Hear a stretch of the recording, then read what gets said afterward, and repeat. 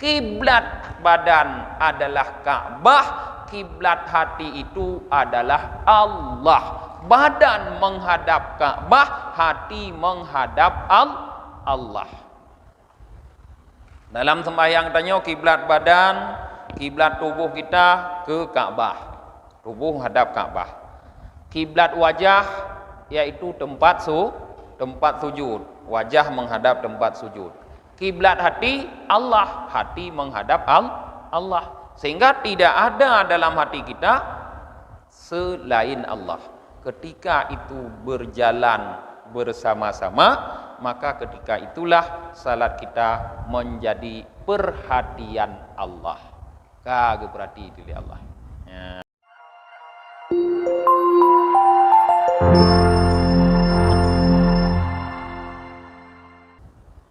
Assalamualaikum warahmatullahi wabarakatuh. Bismillahirrahmanirrahim. Alhamdulillahi rabbil alamin wa bihi nasta'inu ala umurid dunya waddin. Asyhadu an la ilaha illallah wahdahu la syarikalah wa asyhadu anna Muhammadan abduhu wa rasuluhu la nabiyya ba'dah. Allahumma salli wa sallim wa barik ala Muhammad wa ala alihi wa sahbihi ajma'in, amma ba'd.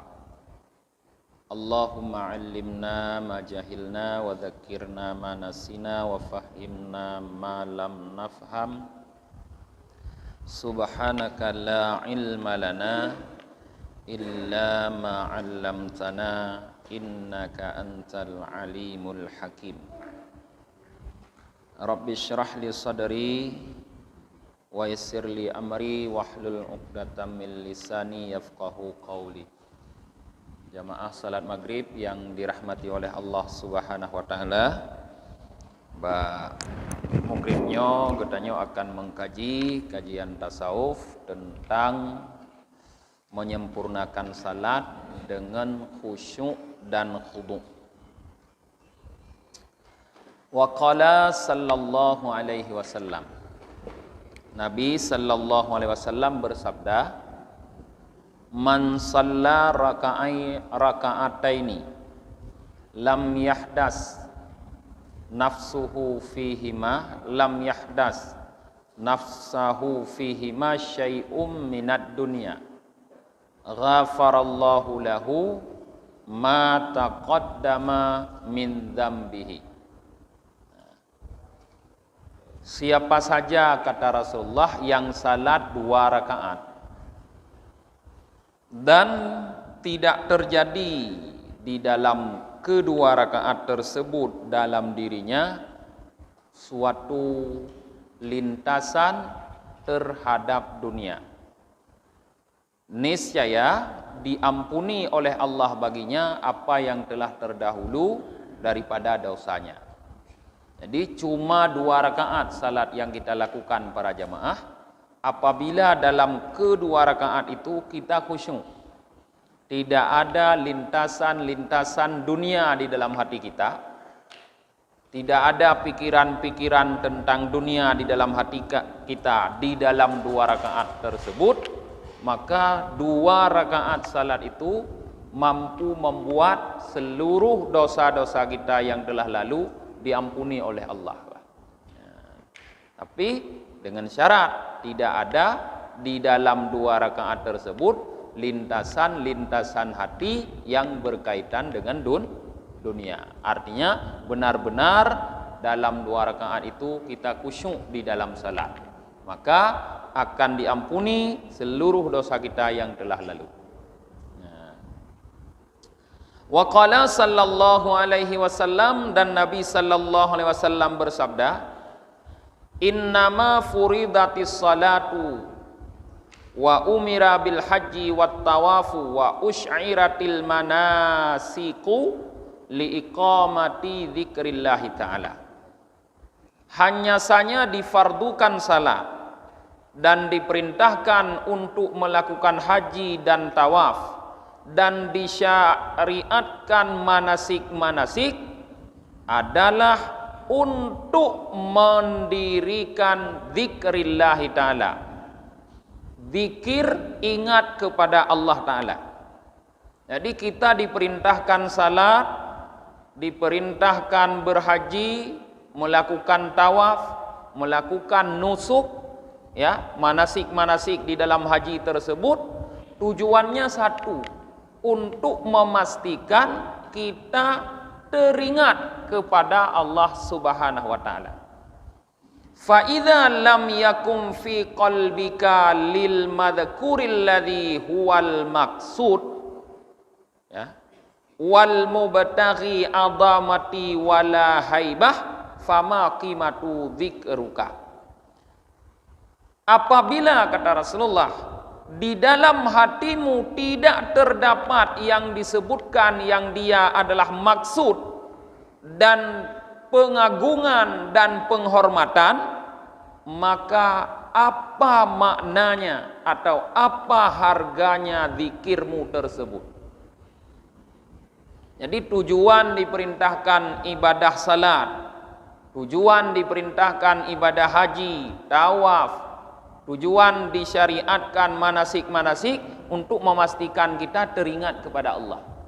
Lalu kalau ketika kita mengerjakan itu semua, tetapi kita tidak benar-benar teringat kepada Allah, tidak ada pengagungan dan penghormatan kepada Allah di dalam mengerjakan itu, lalu apa maknanya kalau bahasa kita mengerjakan zikir-zikir tersebut? Pumakna ta sembahyang, pumakna ta haji, pumakna ta tawaf dan ta puput manasik, menyoi dalamnya getanyo tidak teringat kepada Allah. Salat Allah perintahkan aqimis salata li dzikri. Dirikanlah salat untuk mengingatku, kata Allah. Jadi hakikat salat itu adalah ingat kepada Allah. Jadi seharusnya sepanjang kegiatan salat, mulai dari takbiratul ihram sampai salam, maka fokus ingatan kita hanya kepada Allah. Seharusnya seperti itu, tidak kepada selain Allah. Tapi ternyata kita tidak bisa menghadirkan itu. Hanjut dari katanya, lain yang hadir di dalam salat katanya, kon Allah yang hadir. Maka Rasulullah mengatakan, fama qimatu dzikrika. Apa artinya, apa maknanya, apa harganya zikir kamu tersebut? Uyum. Ya, kiban tabuh yum yang bahasanya tumayangnya, menyolam tumayang dan ingat ke Allah. Nah. Wa qala sallallahu alaihi wasallam. Nabi Muhammad sallallahu alaihi wasallam bersabda, man lam tanhahu salatuhu anil fahsya'i wal munkar lam yazid minallah illa bu'da. Siapa saja yang salatnya tidak mencegah dia daripada perbuatan keji dan mungkar, niscaya tidak bertambah ia daripada Allah kecuali jauh. Kita salat terus, tapi pekerjaan mungkar masih terus kita lakukan. Kita salat terus, tapi perbuatan keji masih terus kita lakukan. Salat yang kita lakukan tidak mampu mencegah kita daripada perbuatan keji dan mungkar. Padahal Allah mengatakan, inna salata tanha anil fahsya'i wal munkar.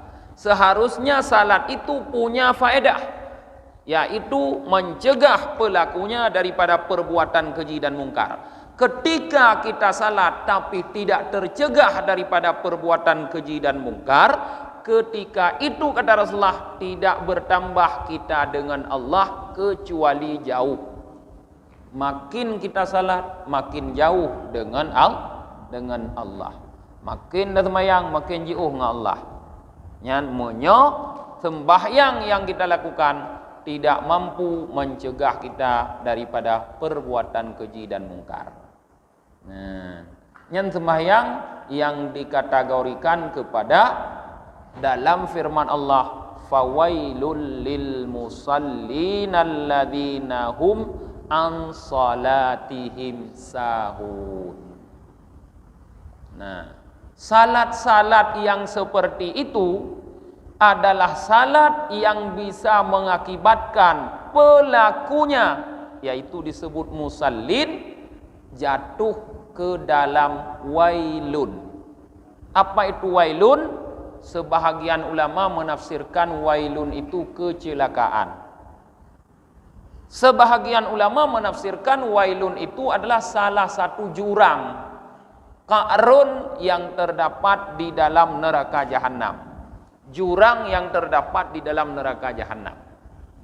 Maka kalau kita salat tapi kita lalai, ya, terjadi lintasan-lintasan dalam hati kita di dalam salat selain kepada Allah dan kepada akhirat, maka salat itu tidak akan mampu membuat kita tercegah dari keji dan mungkar.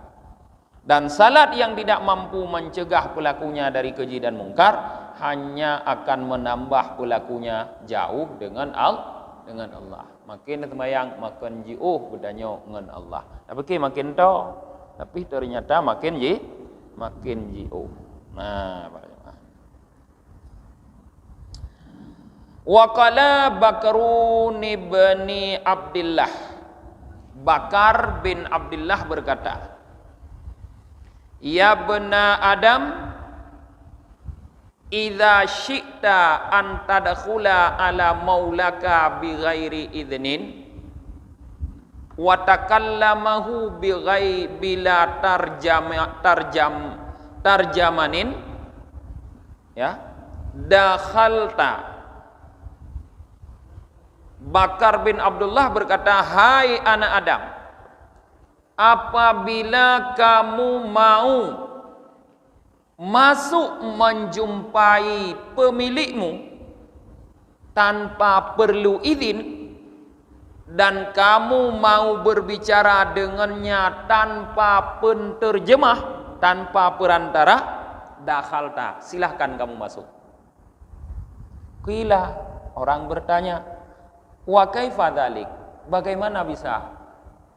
Bagaimana kita bisa masuk, datang menghadap pemilik kita tanpa perlu izin dan bisa berbicara langsung tanpa perantara, tanpa penerjemah? Qal, Bakar berkata, tasbir wudu'aka wa tadkhul mihrabaka. Caranya, sempurnakan wudukmu, lalu masuklah ke mihrabmu. Fa idza anta qad dakhalta ala maulaka. Ketika itu kamu sudah masuk menjumpai maulamu, pemilikmu, wa takallamahu bighairi turjamin, dan kamu telah berbicara dengannya tanpa ada penterjemah, langsung. Nah, jadi bagaimana kita bisa masuk menghadap Allah tanpa perlu izin dan berbicara langsung dengan Allah?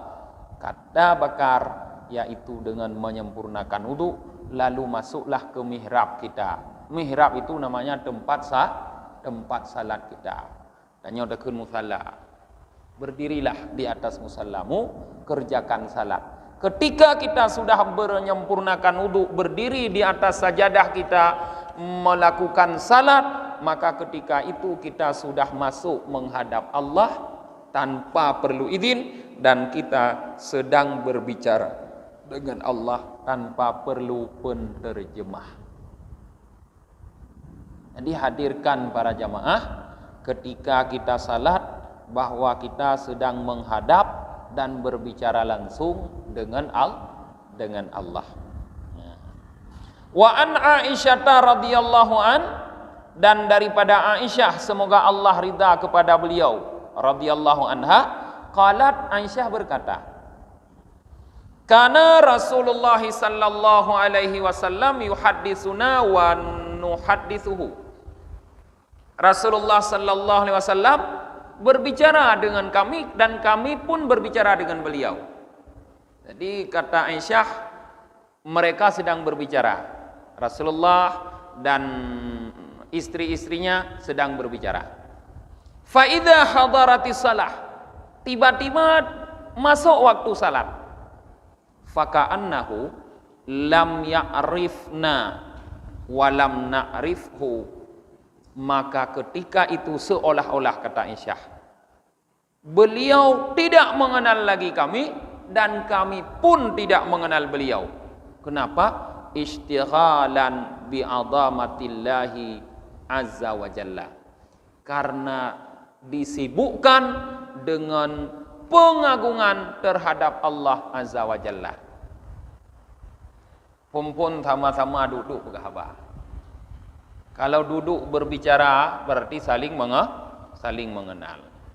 Aisyah, Rasulullah sama-sama duduk berbicara. Tapi ketika waktu salat tiba, kata Aisyah, langsung berubah keadaan, seolah-olah Rasulullah dan Aisyah tidak lagi saling mengenal. Bagaimana boleh? Lagi tanya para jamaah, tak duduk dah berkhabar ini. Tiba-tiba kata dengar gebang, Allah Akbar, Allah Akbar. Lalu bergegas masing-masing duduk je tamu jual masjid, no duduk masing-masing. Hana entah hana mendurili, hana le berkhabar. Seolah-olah tidak lagi saling mengenal. Kenapa, kata Aisyah, kejadiannya bisa seperti itu? Karena mereka masing-masing, Rasulullah, Aisyah, istri-istrinya, sibuk dengan kebesaran Allah. Tidak lagi peduli dengan orang yang di sampingnya. Sibuk dengan kebesaran Allah, maka hilang orang lain di hadapannya. Para jemaah. Ya, kita mungkin tidak bisa. Anjut dia tanya. Nah, dah. Tanya punya taduk, pihak ada pegawai tu saja, tapi pegawai tombong tan. Ya. Seperti itulah Rasulullah dan para istrinya. Juga pernah terjadi cerita di dalam kitab ini, yaitu cerita tentang Yusuf dan Zulaikha. Kita tahu Zulaikha sebelum mengikuti syariat Nabi Yusuf, sebelum masuk agama Nabi Yusuf, beliau adalah orang yang paling mengejar-ngejar Yusuf, yang sangat cinta kepada Yusuf, sehingga beliau hampir-hampir, kalau bahasa sekarang, memperkosa Nabi Yusuf, ya, hampir-hampir memperkosa Nabi Yusuf. Nah, tapi Nabi Yusuf lari. Untung Nabi Yusuf lari karena melihat peringatan dari Allah, tidak terjadi. Tapi setelah beliau masuk agama Nabi Yusuf dan beliau dikawini oleh Nabi Yusuf, lalu rasa itu hilang semua.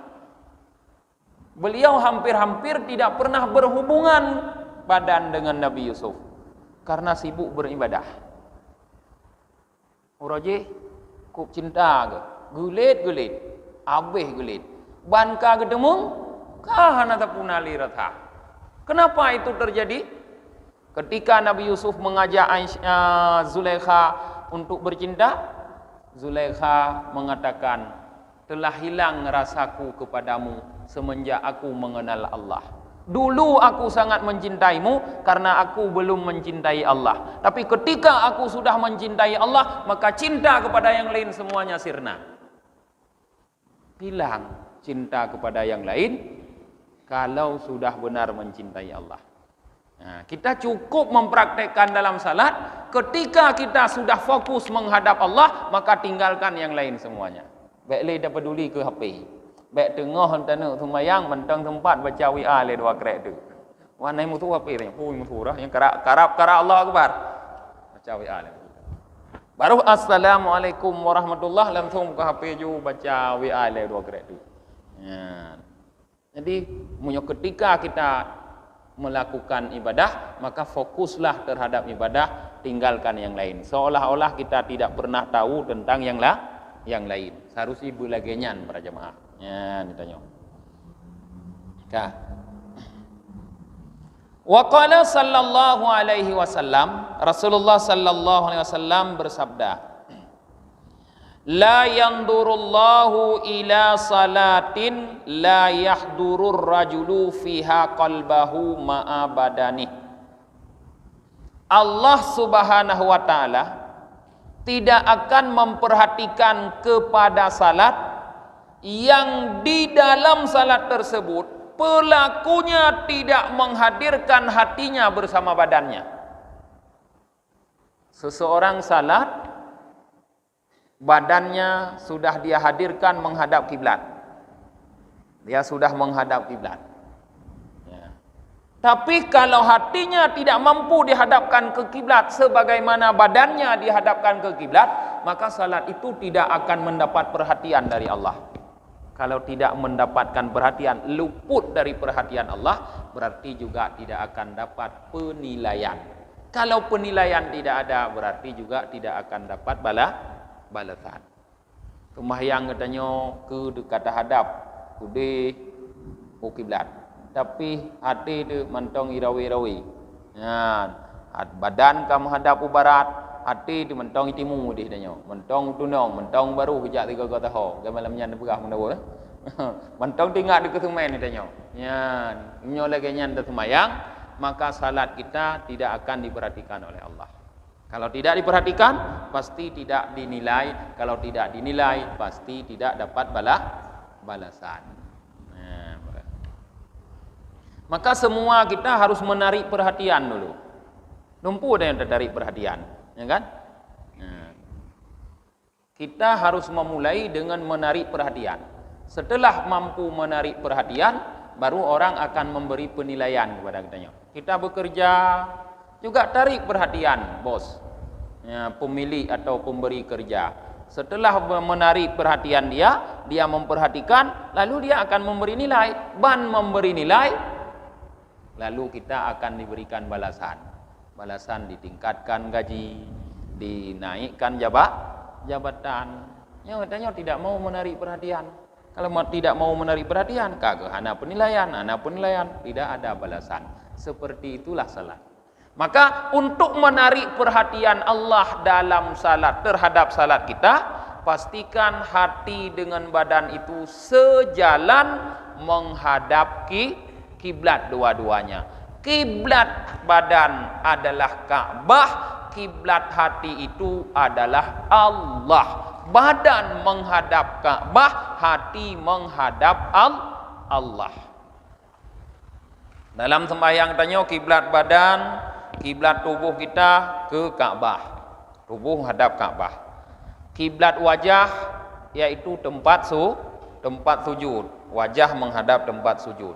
Kiblat hati Allah, hati menghadap Allah. Sehingga tidak ada dalam hati kita selain Allah. Ketika itu berjalan bersama-sama, maka ketika itulah salat kita menjadi perhatian Allah. Kagak perhati itu Allah. Ya, berjemaah. Ya. Wa kana Ibrahim al-Khalil.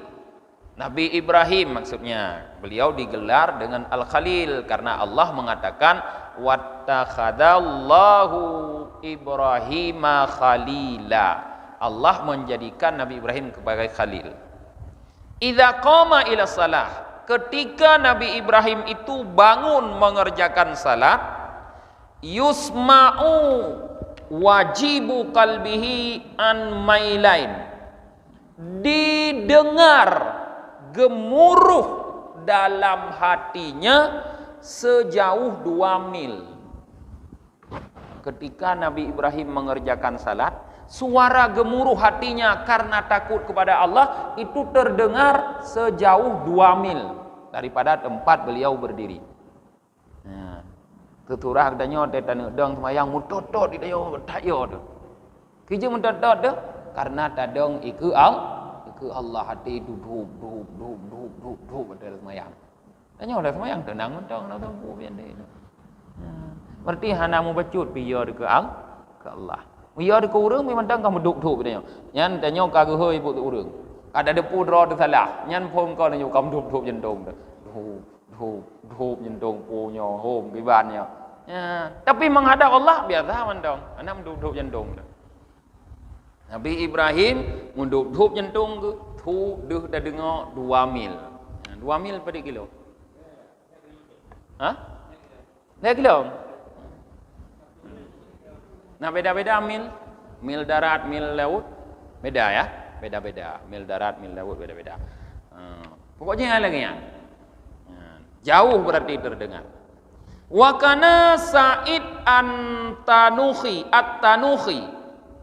Sa'id At-Tanuhi idza shalla, ketika beliau salat, lam tanqati dumu'u an khaddaihi ala lahyatihi, air matanya selalu tidak putus-putus mengalir di atas dua pipinya hingga ke atas jenggotnya. Contoh lain, pelaku salat yang khusyuk namanya Sa'id At-Tanuhi. Beliau ketika salat, air matanya keluar melewati pipinya sampai membasahi jenggotnya. Kan geklik mentok-mentok. Itu bit imada. Karena mungkin mengingat banyak kali dosanya, banyak kali kesalahannya, tapi telah berani berdiri di hadapan Allah, sehingga keluar air mata karena takut dan menyesali terhadap tingkah laku kita selama ini. Tubit di mata tabi ketika dikerjakan salah. Wara'a Rasulullah sallallahu alaihi wasallam rajulan. Dalam hadis diceritakan Rasulullah sallallahu alaihi wasallam pernah melihat seorang laki-laki yang salat, ya'bathu bilahyatihi fi salah. Rasulullah melihat seorang laki-laki bermain-main dengan jenggotnya dalam salat. Rupanya urang Arab, panjang-panjang tak jenggot. Beliau sedang salat tapi asik memain-mainkan jenggot. Aduh mak jenggot. Sedang salat asik bermain-main dengan jenggotnya. Faqal, Rasulullah bersabda, menegur laki-laki itu atau berkata kepada para jemaah, "Lau khashi'a qalbu hadza." Kalau seandainya hati orang ini khusyuk, orang laki-laki yang memainkan jenggot tadi, la khasya'at jawarihuh, sungguh anggota tubuhnya pun khusyuk, kata Rasulullah. Jadi apa maknanya? Tanda hati kita tidak khusyuk ya ada pada anggota tubuh. Mumet-met anggota tubuh tu. Ya, cukeh kena, mencukeh gede, menggaru kena, menggaru gede. Yang tanda hati dehana khusyuk. Punya khusyuk hati kepada Rasulullah. Kalau hati kita khusyuk, maka anggota tubuh pun khusyuk. Jadi orang laki-laki yang bermain-main dengan jenggotnya dalam salat itu menunjukkan hatinya tidak khusyuk. Jadi hendak dah pakai tanya panjang tak janggut ka khusyuk mana ni? Tanya panjang janggut dua kan? Kalau benda khusyuk tanya. Kadang orangnya yang hendak janggut khusyuk. Ya, anjir tanya hebat dengan janggut ni. Ya, rupanya janggut-janggut je ke masalah ketika bermain-main dengan jenggot. Waruya anna Aliya karamallahu wajhah kana idza hadaratis salah yatazalzalu wa yatalawwanu wajhah. Diriwayatkan bahwa Sayyidina Ali karamallahu wajhah, beliau ketika hadir waktu salat, artinya ketika beliau mengerjakan salat, yatazalzal, beliau bergoncang dan berubah menjadi pucat wajahnya. Sayyidina Ali orang hebat, pahlawan dalam perang Badar, pahlawan pertama dalam perang Badar, sanggup menghadapi musuh orang Quraisy yang hebat, yang kuat, satu lawan satu. Sekali tebasan Sayyidina Ali langsung tewas musuh. Orang hebat. Tapi ketika beliau berdiri mengerjakan salat, tubuhnya, wajahnya menjadi pucat, tubuhnya bergoncang. Mutot-tot kepada tanya. Ya ke mutot? Tot-tot, pucat mutot-tot. Dia orang kata sakit. Okey, pukat sakit. Ya. Fayuqalu lahu. Lalu orang bertanya, ditanyakan kepada beliau. Malaka ya Amirul Mukminin, wahai Amirul Mukminin, apa yang terjadi padamu? Kenapa kamu pucat? Kenapa kamu bergoncang? Fayaqul, beliau menjawab, Ja'a waktu amanah, aradahallahu ala samawati wal ard wal jibal fa abaina ayyahmilnaha wa ashfaqna minha wa hamaltuha. Telah datang waktu amanah, yang pernah Allah tawarkan amanah tersebut untuk langit-langit dan bumi dan gunung-gunung, tapi mereka semua enggan untuk memikulnya. Wa asyfaqna minha, dan mereka khawatir terhadap amanah tersebut. Wa hamaltuha, lalu aku yang menanggungnya. Tuhan mutotot dunia kemerina Ali. Nyo sembahyang nyo amanah.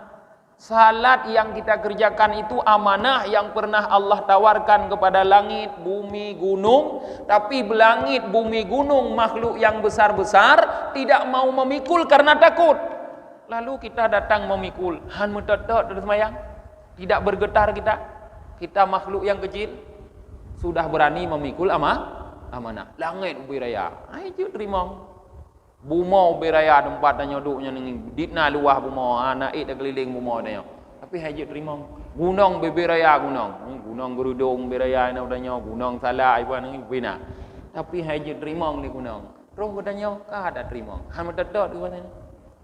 Artinya wajar seorang bergoncang dalam salatnya, takut menjadi pucat wajahnya karena dia menyadari bahwa dia sedang memikul sebuah amanah yang sangat besar. Apa risiko amanah kita setelah kaji?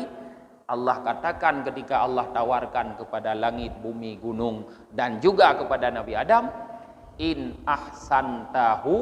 ahsantaha ajartuka wa in asataha adzabtuka. Jika kamu menunaikan berlaku baik terhadap amanah tersebut, aku beri pahala untuk kamu, kata Allah. Jika kamu berlaku buruk terhadap amanah tersebut, aku azab kamu. Tidak takut kita? Hanaya ada ancaman daripada ketidakbenaran kita dalam menunaikan amanah. Azab tuka, kata Allah. Pasti Allah akan mengadab kita. Gerudak mentong katanya ini, poh tu ini timbak tu, kamu tok kata sang kamu meninggal. Benar ni Roji. Bot koi pun tentera Roji punya jamu yo komplit. Ana tepu begah tepu le ka cukang ni kan tentang kena meninggal lagi ya. Ulamnya Allah yang mengancam. Kalau amanah tidak bisa kita lakukan dengan benar, azab tuka, kata Allah. Aku azab kamu, kata Allah. Maka wajar merubah warna wajah menjadi pucat dan tubuh menjadi bergoncang. Waruya an Ali bin Husain annahu idza tawaddaa asfara launahu. Diriwayatkan daripada Ali bin Husain. Nah, Ali bin Husain cucu Sayyidina Ali. Annahu bahwa sungguhnya beliau idza tawaddaa ketika beliau berwudu, asfara launahu, warna beliau berubah menjadi kuning, pucat. Nah, Ali bin Husain ketika mulai berwudu langsung wajahnya berubah, kulitnya berubah menjadi pucat. Fayaqulu lahu ahluh, keluarganya bertanya kepada beliau, ma hadzal ladzi ya'tarika indal wudu? Apa yang terjadi kepadamu ketika berwudu? Hai Ali, apa yang terjadi kepadamu ketika berwudu? Kenapa wajahmu langsung menjadi pucat?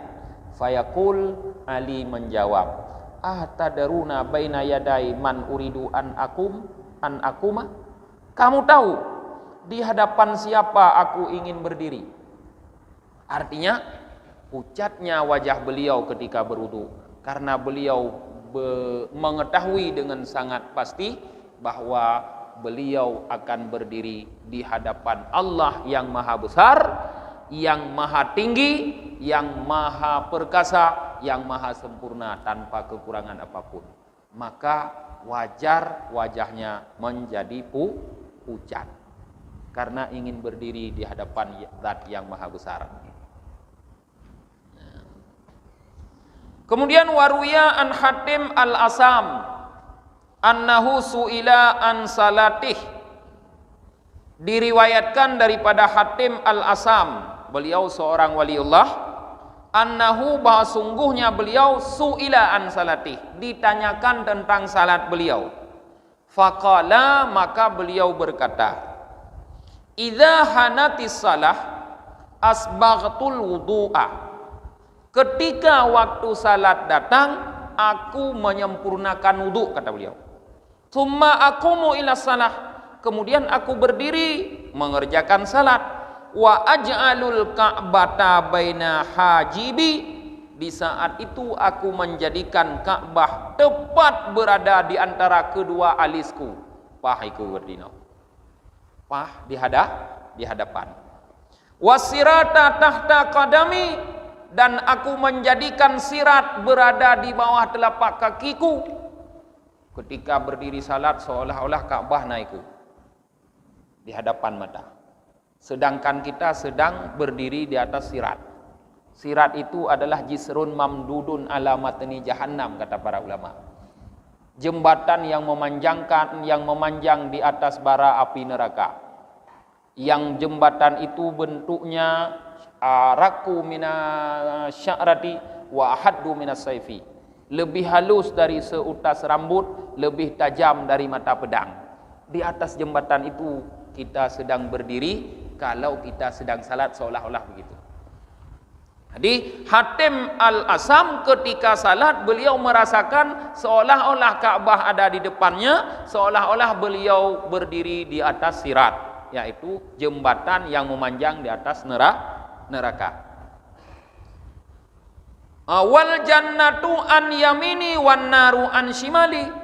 Beliau juga merasakan seolah-olah surga ada di kanannya dan neraka ada di kiri beliau. Wa malakul maut warai, sedangkan malaikat maut tepat berdiri di belakangku, kata beliau. Ilikut tentang kagedong malik maut.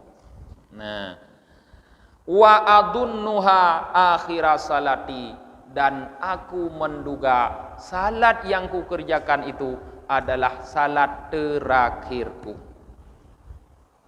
Thumma aqumu bainar raja'i wal khauf, kemudian langsung aku berdiri di antara rasa raja dan khauf, di antara harapan dan ketakutan. Wa akbaru takbiran bitahqiqin, lalu aku membaca takbir dengan tahqiq, dengan pasti, artinya dengan menghadirkan makna daripada Allahu Akbar, yaitu hadir kebesaran Allah di saat kita membaca Allahu Akbar. Hadir makna itu. Wa aqra'u qira'atan bitartil, dan aku membaca bacaan dengan pelan-pelan, kata beliau. Wa arka'u ruku'an, aku ruku' bitawadu'in, dengan penuh tawadu'. Wa asjudu sujudan bitakhasyu'in, dan aku sujud dengan penuh kekhusyukan. Wa aqa'adu alal warakil aisar, dan aku duduk di atas pinggul yang kiri. Wa afrashu dhahra kadamaha, dan aku jadikan dahir tumitku sebagai alas. Wa ansabul qadami yumna, dan aku tegakkan telapak kakiku yang kanan alal ibaham, di atas ibu jari. Wa atsbauha bil ikhlas, dan aku sertakannya dengan ikhlas. Tsumma la adri, kemudian aku tidak tahu, qubilat minni amla, apakah diterima salat itu dariku atau tidak. Seperti begitu beliau melakukan salat, dalam keadaan menghadirkan seperti itu beliau melakukan salat, tapi beliau masih berkata, la adri, aku tidak tahu, qubilat minni amla, apakah salat itu diterima dariku atau tidak. Tanya para jamaah, hana hadir pilagenya dengan semaya biasa mendang dadang, tantang pasti semayang tanya gedterima. Nyan ban pede katanya di waktu melakukan salat. Kadang berarti salat kita penuh dengan kesombongan. Karena terlalu pede itu menjadi sombong, penuh dengan kesombongan.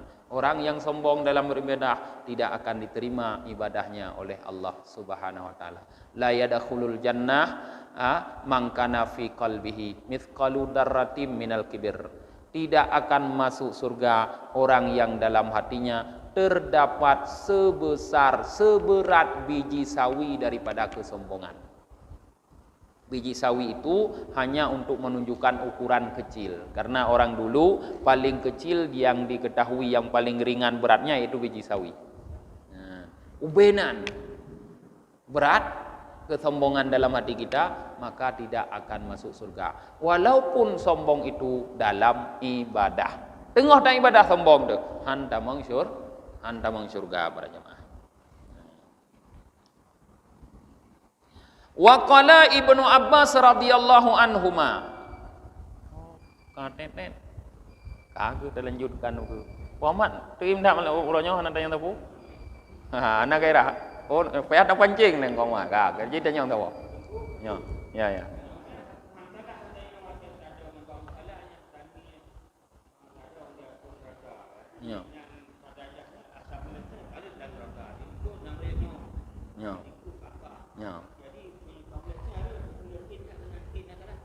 Hai menyosalah lagi apa gah nyempat. Nya aulia apa pun. Con Muhammad re alhamdulillah kamu kalau berarti hebat Muhammad gai dan kamu tang kalau. Nya baru Muhammad di roy ne. Bang Daud nai rồi ne. Golom, bang Daud golom. Long pi golom. Kon tham rai kamu mendong Muhammad ne. Alhamdulillah Muhammad kan lagi. Hantalah Muhammad. Bukti jihantalah yang mengerjakan ini adalah Hatim Al-Asam, seorang ulama besar di masa salaf dulu. Beliau orang-orang yang hidup di masa salaf, beliau ulama besar, beliau waliullah. Tidak mungkin beliau melakukan kesalahan lalu menceritakan kepada kita. Artinya mewariskan kesalahan. Tidak mungkin. Tapi itu adalah jalan untuk khusyuk. Bukan itu sebenarnya yang diharapkan. Yang diharapkan fokus kepada Allah. Cara untuk membuat kita fokus kepada Allah ya dengan mengingat seperti itu. Ya, nyan cara untuk fokus kepada Allah. Tapi pada akhirnya fokus kepada Allah yang perlu. Lain tapu tandingan de. Tok tandingan de fokus kepada Allah. Yang deh danging Allah, yang deh dengar Allah, mandum Allah. Nyan yang pada akhirnya Muhammad. Tapi alhamdulillah Muhammad ka terus kenan, kamu golom terus. Nyo. Alhamdulillah. Ini mentang kajian kita nyo. Tutup dengan baca doa akhir majlis. Subhanakallahumma wa bihamdika wa nashhadu an la ilaha illa anta wa nastaghfiruka wa natubu ilaik. Subhana rabbika rabbil izzati amma yasifun. Wassalamun alal mursalin walhamdulillahi rabbil alamin.